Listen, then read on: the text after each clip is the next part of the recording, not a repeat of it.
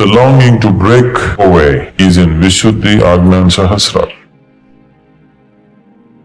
If energies move into Vishuddhi, you can become enormously powerful. If energies move into Sahasrara, simply you are ecstatic. Agna is called as the third eye. Once your energies touch Agna, you are intellectually realized. Third eye has been elaborately established as an energy form.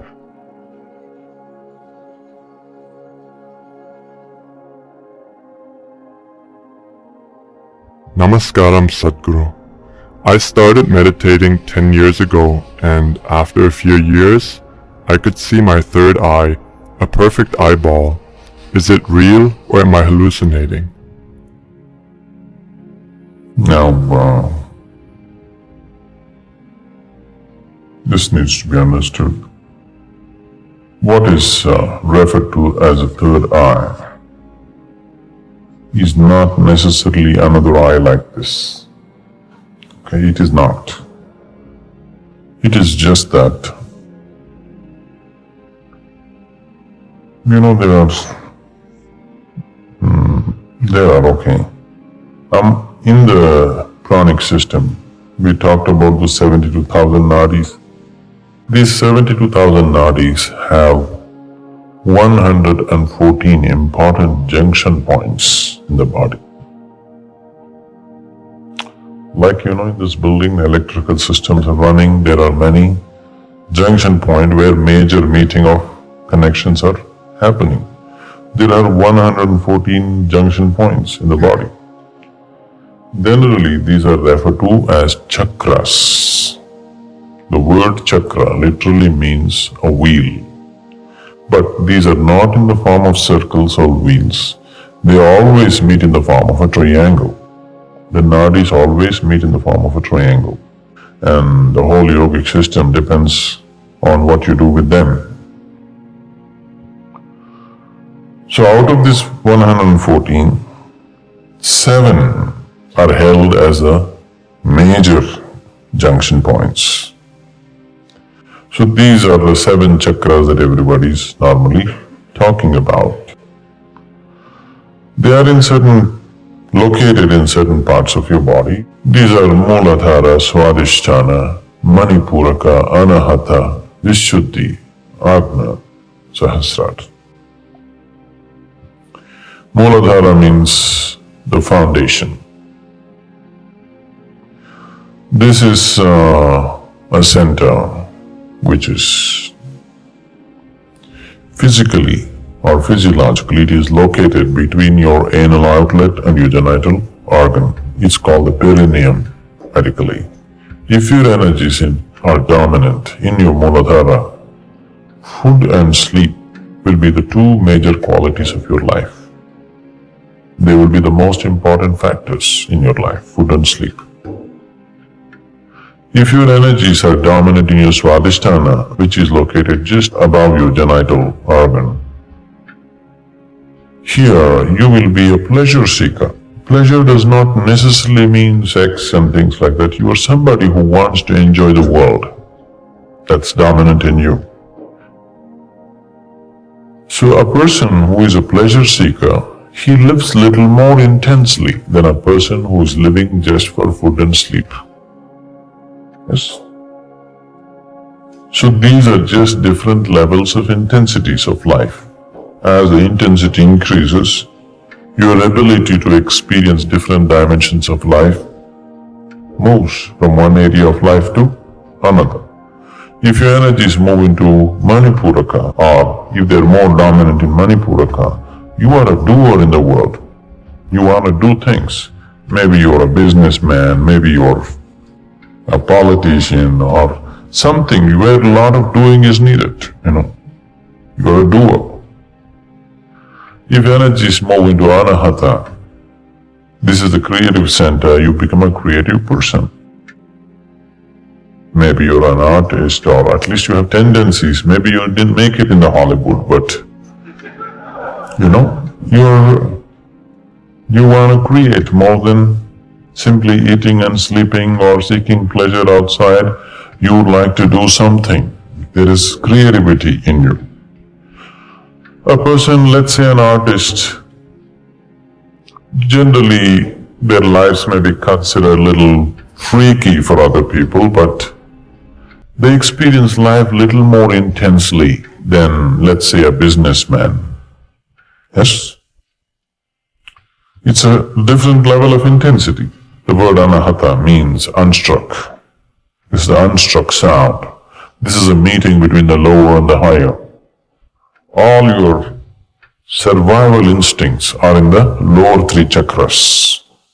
Self-preservation is in Manipuraka, Swadishtana and Muladhara.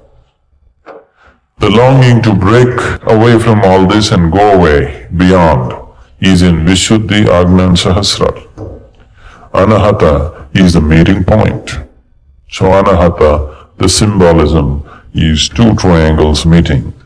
You've seen that the Star of David, everything comes from Anahata. Okay, that is the symbol for Anahata. Two upward moving and downward moving triangles meeting because these are two different dimensions of life.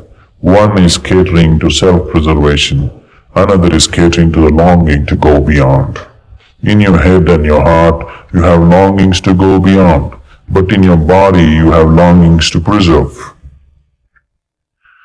So, if energies move into Vishuddhi, it's a power center, you can become enormously powerful. Very powerful individuals. When I say power, not necessarily physical or financial or something, people can be powerful in so many ways. Just the very way they stand, some people are powerful, some people are not, isn't it? Yes? So you don't have to do any action. You make 10 men stand here. The very way they stand, some men are powerful, some aren't, isn't it so? It's not necessarily because of their activity, just the way they are. They don't have to pose for anything. Just simply the way they are, there is power about them.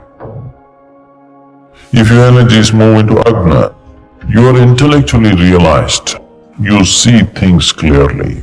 You see everything the way it is. Once you begin to see everything the way it is, you are at peace.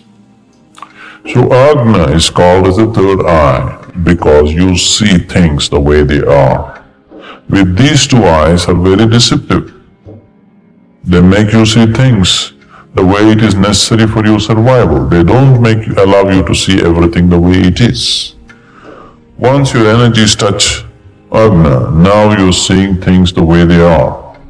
Everything the way it is. Now, that is why it is referred to as a third eye. Sahasrara is the seventh chakra that is not in the body, just outside the body. But most people, it is dormant, it is not active.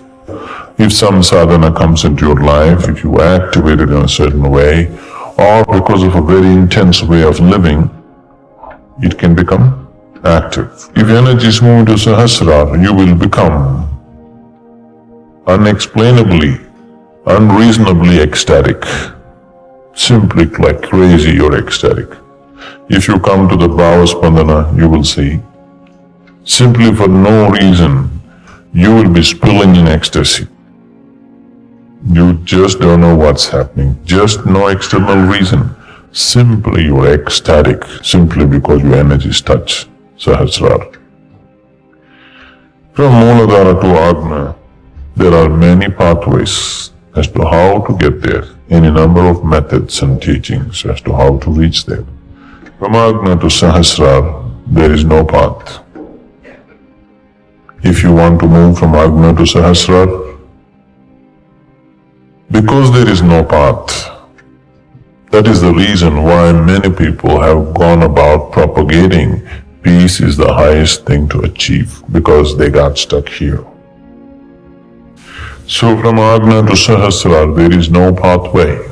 This is the fundamental reason why there is so much stress on a guru in the traditions, because if you have to jump, suppose there is here a black hole, if you have to just jump into it, you must be utterly crazy.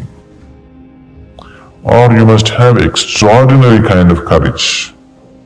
Or you must trust somebody so much that if he says jump, without any problem you will jump.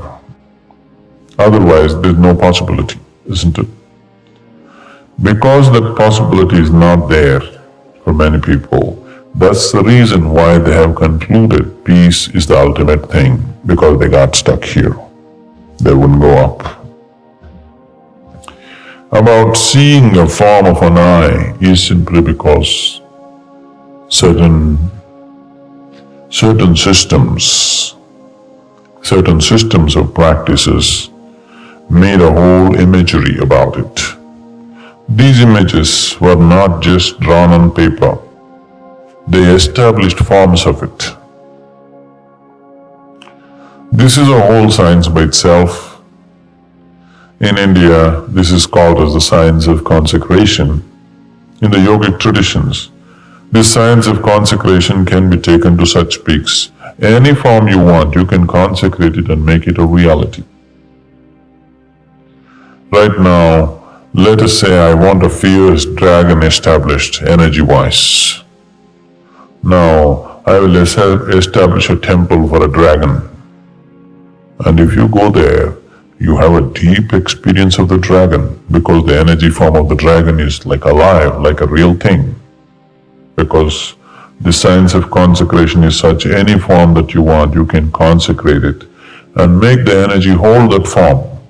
So deities were created for different purposes. Whichever kind of form they wanted, they created it.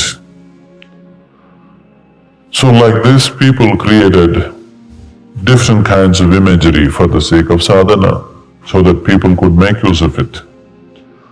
It is not that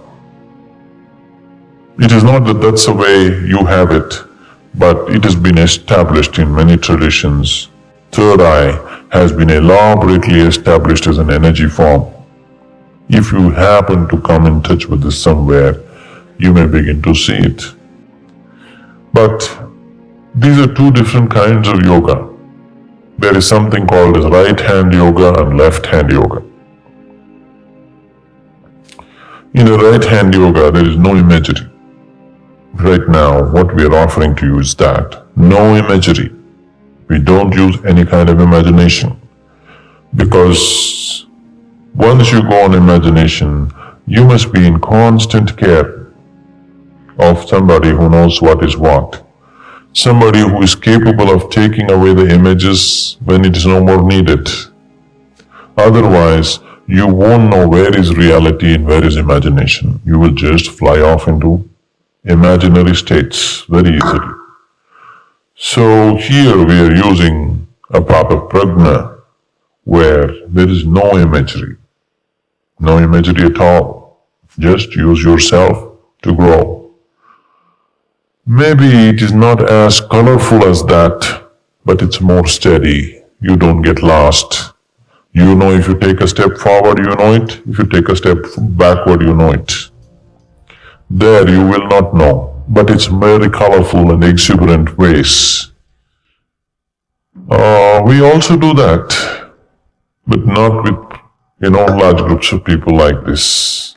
I also very much do those kind of things, but not with large groups of people, because people will fly off into imaginary states so easily.